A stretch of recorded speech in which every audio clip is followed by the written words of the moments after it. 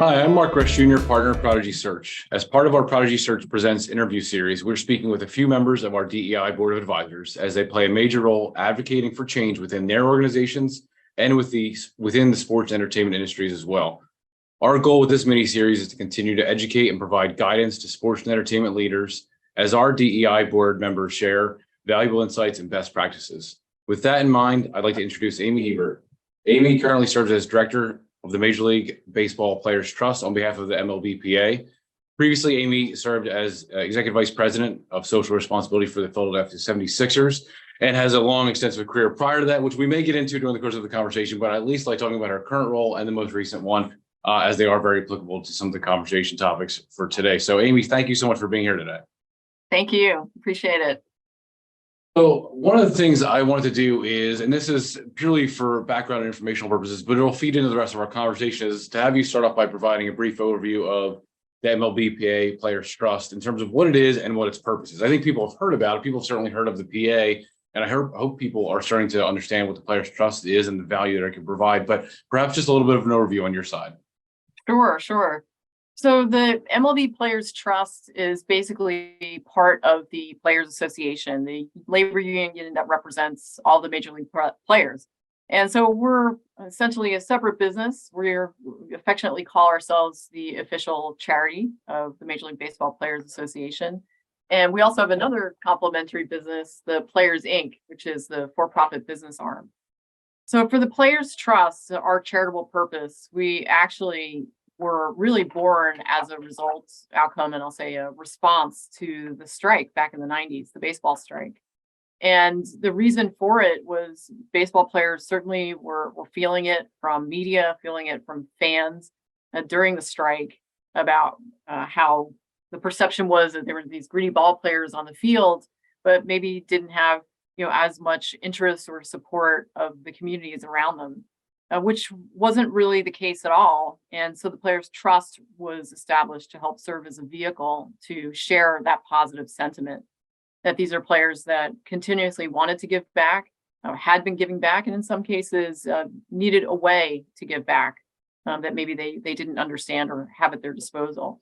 So you fast forward 25, 26 years later, and the Players Trust certainly continues with having a bit of that sentiment of serving as a positive public relations tool and vehicle for players.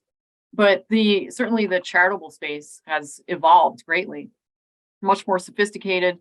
There's a lot of different options available to players with their teams, with the league, with their union, of course, with all of the various charitable causes and efforts that players may get involved in one-on-one.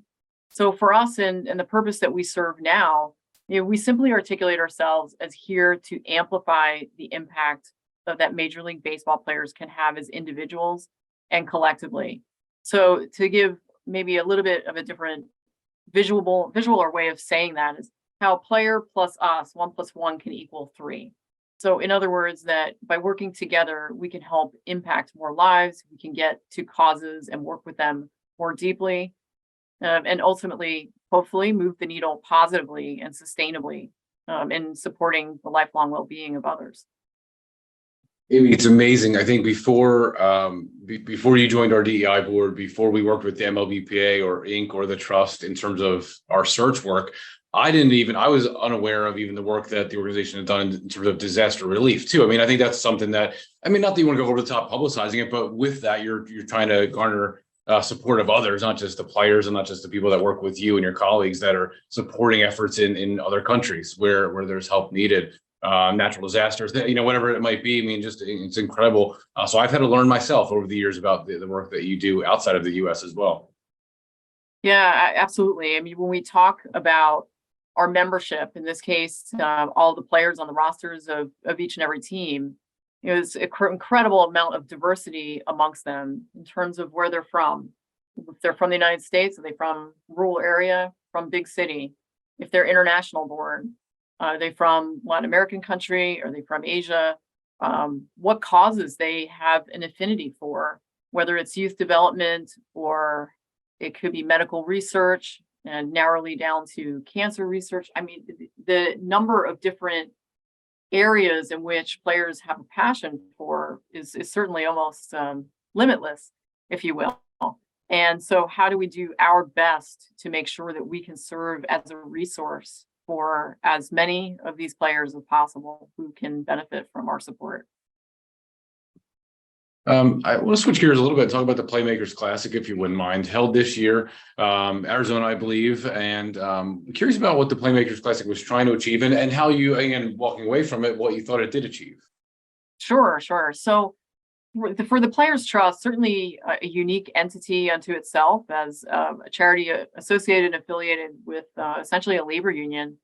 And while we do receive support by and through the players vis-a-vis the Players Association, we want to be able to raise complementary support. So if you will, be able to raise dollar for dollar or match dollar for dollar what we're receiving through the Players Association, because our aspirations are that great. And the monies that we raise really specifically go towards larger initiatives that we say represent the player membership as a collective. It largely rises around youth development, although to your point that you just mentioned, disaster relief is also something that we see happen, or something that we respond to quite frequently, because there are so many players that are personally impacted by said disaster. So the Playmakers Classic, it was the inaugural event this past November in Scottsdale.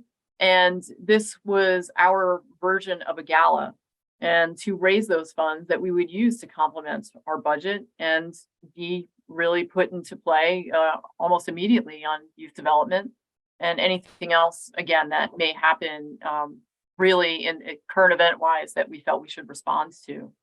The event's amazing. I'm going to say that, of course, but truly feel that way.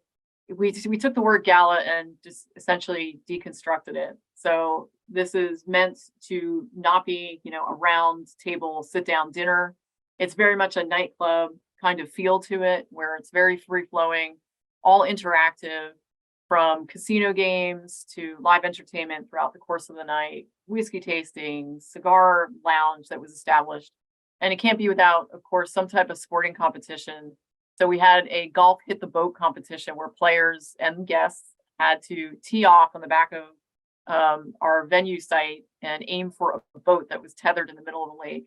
So how do we make this, really feel like they're part of something very intimately with the players, and our guests can easily interact with players. So from the experience standpoint, I think it went really, really well. Players enjoyed it. Our sponsors, our other guests that attended, really felt that it was something that humanized the players and got them closer to the work that it is that we're looking to do here at the Players Trust. And as a revenue, as a fundraiser, fundamentally, now that we're getting involved in the preparations for year two, we hope that we'll see a tremendous lift and certainly a tremendous amount of net revenue to the trust in 2023. Amazing. I love kind of some of the youth component, right? We talked about that, right? And education and the community work. I mean, that it can't be, I guess, understated. I mean, it's not talked about enough in terms of the growth of the game, but also the support that you want to do just in terms of schools and, again, youth education, not just baseball. So you get more baseball and softball players. Like, that's great. That's a nice bonus. But the other piece to that too, which is you actually do, and your players do care about the communities that they're from, and the communities where you guys have teams. So that's critical. Yeah, we have a program that we had recently started. We piloted it last year in partnership with a nonprofit called Learn Fresh. And with the work that we do, I mean, we really speak very intentionally in calling our financial investments in our nonprofit partners as a partnership, as a collaboration, and to give them certainly a voice and seat at the table in terms of how we best work together, leverage each other's assets, resources, and relationships to really do something even greater than we thought possible. And this program is called MLB Players STEM League. And fundamentally, it's an old school board game. It is a roll the dice board game. But what's really unique about it is everything is themed and termed baseball. So the students that use this, and it's geared for, say, latter part of elementary into middle school age range. They have to draft their hitters. They have to draft their pitchers. And they have to compete to win by doing quick computational math and score the most runs. These cards that they're drafting have the profiles of the players, where they're from, and a little bit of other unique background on them as a person. So it gives us another way in which to show certainly the diversity of the player membership, but also give us just a tool that I think really, I think really represents well in the schools and the after school programs have adopted it thus far and are continuously asking for this program to be brought to their communities. Awesome. That's great. I know I'm catching you during a hectic time of the year, obviously. Spring training done, that's in the rearview mirror. World Baseball Classic done in the rearview mirror, opening day upon us.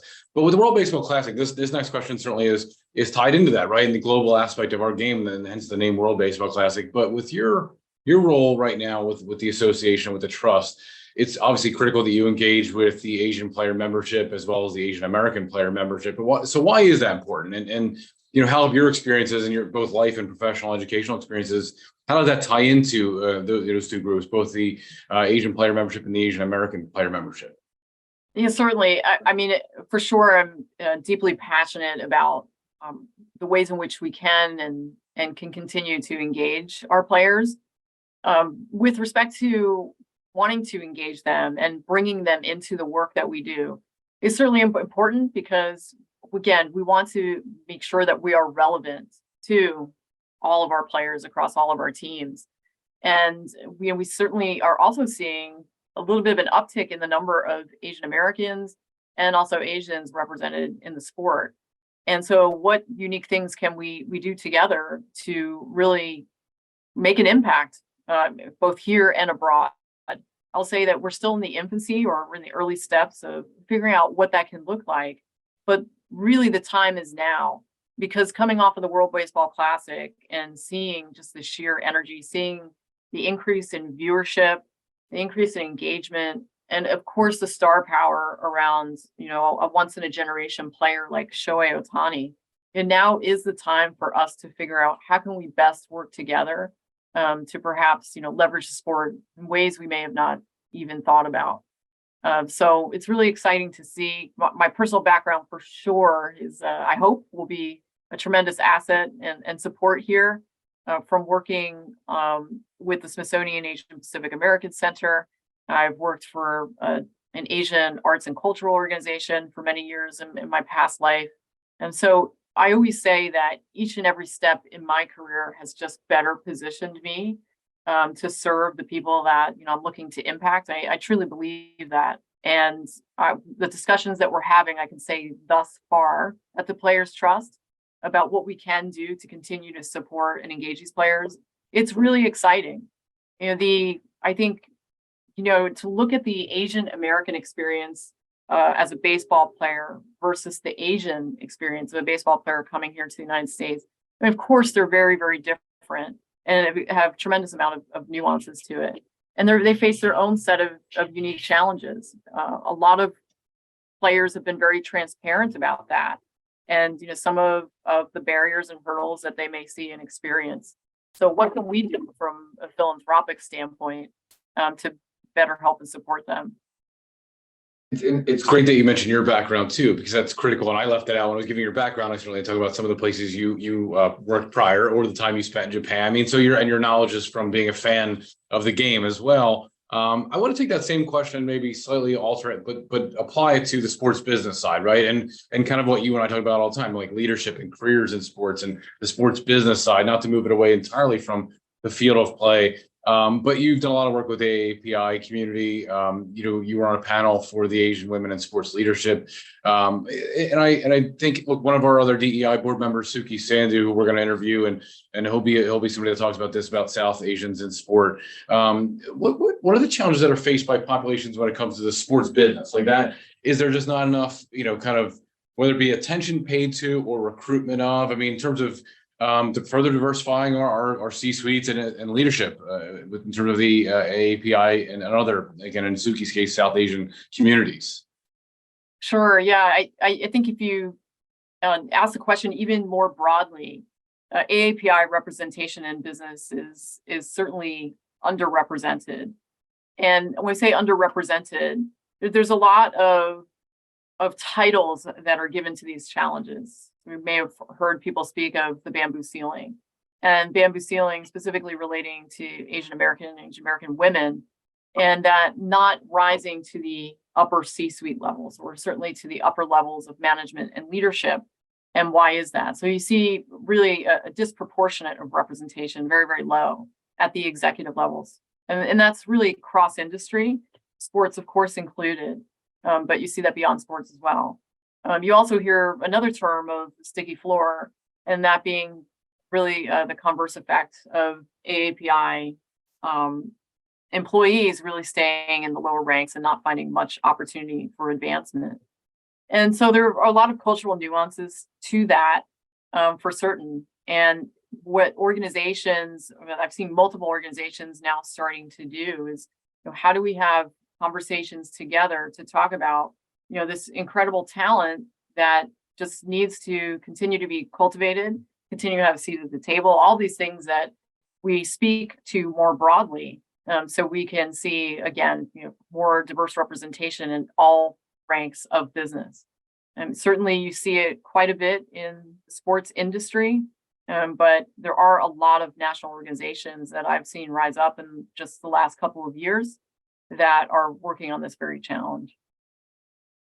I think this look is very personal to you, and you've dedicated your time towards these conversations and the topic. And one of the other ones that I've noticed, and you and I have chatted about, and certainly I think you're out there certainly on LinkedIn and other areas where I know you talk quite a bit about the emphasis on veterans and military support throughout your life and your career. Are they talked enough about in DEI conversation? The military, the veterans, in terms of not even just the sports community, but just DEI conversations in general.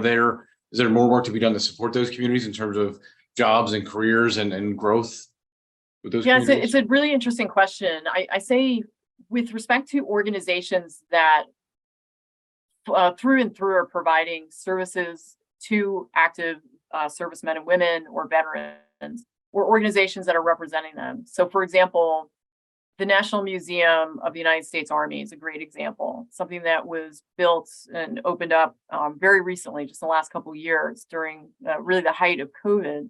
And they've done a tremendous job of telling the U.S. Army story and really all of the people that comprise this history. And so they have various permanent exhibits. So you see it weaved through and through all of these different themes, all of these different challenges, how it's evolved. So that's why I'm saying the organizations that directly serve veterans or represent them and active servicemen and women, I'm increasingly seeing just really great work, great conversations. Veteran Affairs, for example, has done listening sessions across the country with specific DEI subgroups so that they can better address and provide services to veterans of all the various branches of the armed forces. On the side of how do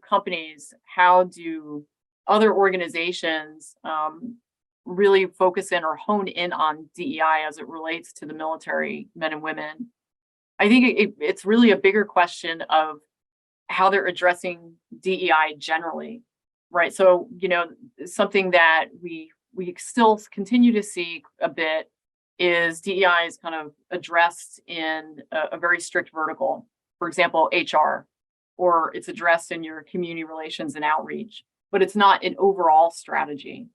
So for those organizations that have certainly evolved and are getting it right, not only prioritizing it, but building that culture through and through their organization, those I certainly would say are having the right conversations around how they're representing military, how they're engaging, how they might be hiring them, and certainly approaching it with more of an inclusive approach. For sports teams in particular, certainly without exception, sports teams, regardless of the sport, are honoring and recognizing servicemen and women. You're seeing that increasingly also getting integrated into other themes that they have throughout the course of the season.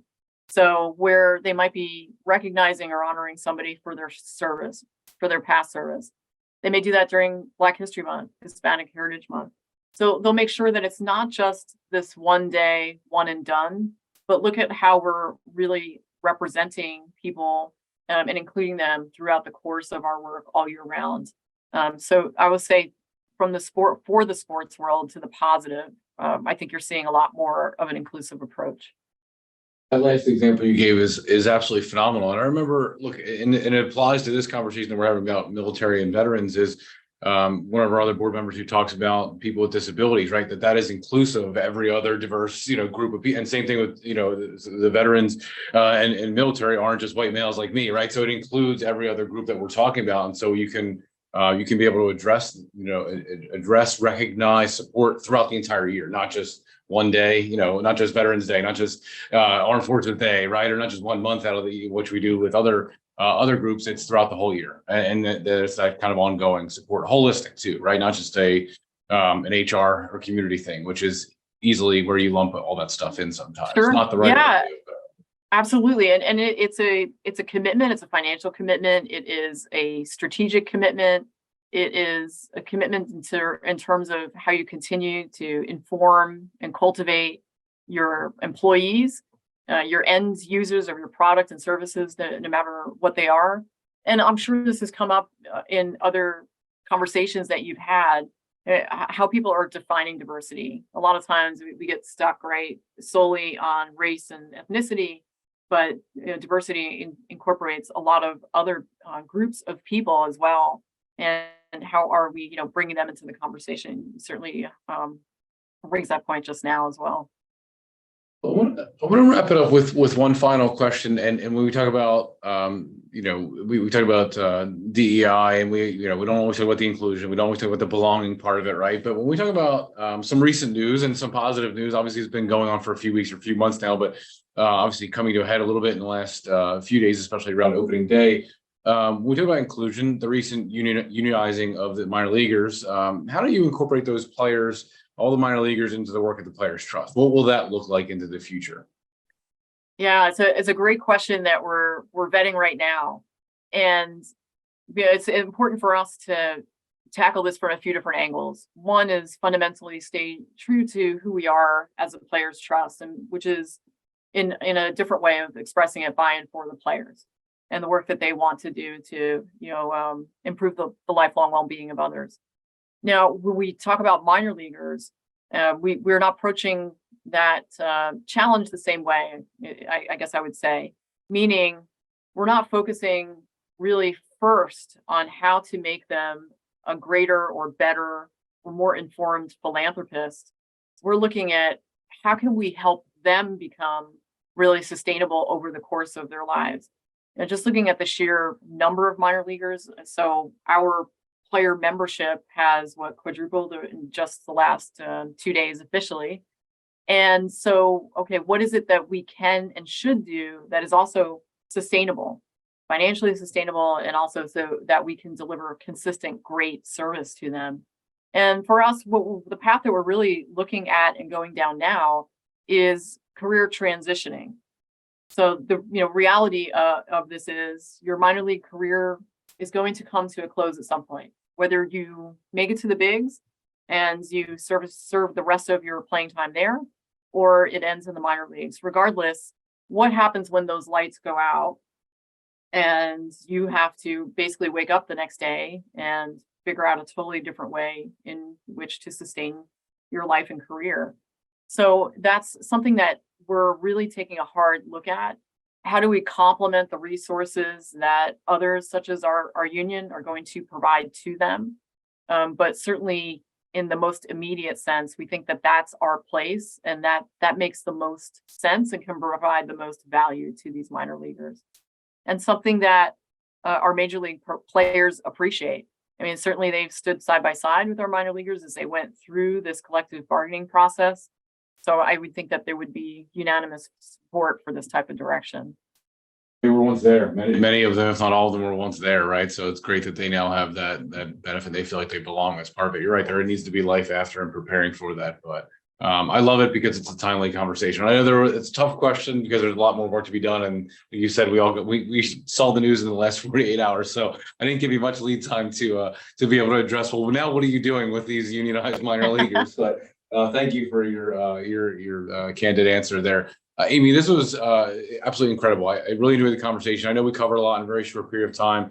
And I can't thank you enough, especially coming out of spring training where you were traveling the world, World Baseball Classic where you're doing the same, and now the start of the season. Again, on the heels of the Playmakers Classic too. So you've done a lot. And by the way, it's not even April yet. So thank you very much for your time today. I really appreciate it. Thank you, Mark. I appreciate it.